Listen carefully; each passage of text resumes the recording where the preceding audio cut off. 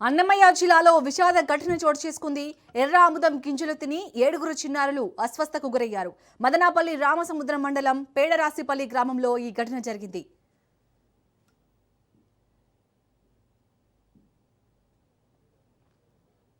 School అనంతరం tuition నుంచి ఇంటికి తిరిగి వస్తున్న సమయంలో చిన్నారులు ఎర్ర ఆముదం గింజలు తిన్నట్లు సమాచారం. ఆ తర్వాత వాంతులు రావడంతో తీవ్ర అస్వస్థకు గురయ్యారు.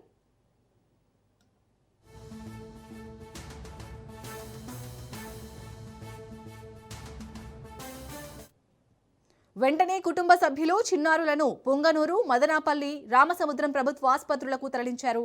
ప్రస్తుతం వైద్యులు చిన్నారుల ఆరోగ్య పరిస్థితిని పర్యవేక్షిస్తున్నారు.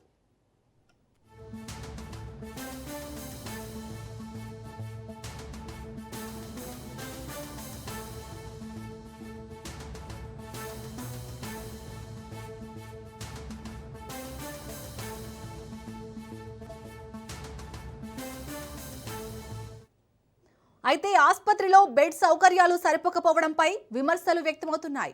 ఒకే బెడ్ పై 2 చిన్నారులకు చికిత్స అందించడంపై కుటుంబ సభ్యులు, స్థానికులు ఆగ్రహం వ్యక్తం చేస్తున్నారు. చిన్నారుల ఆరోగ్యం నిలకడగా ఉండాలని గ్రామస్తులు కోరుకుంటున్నారు.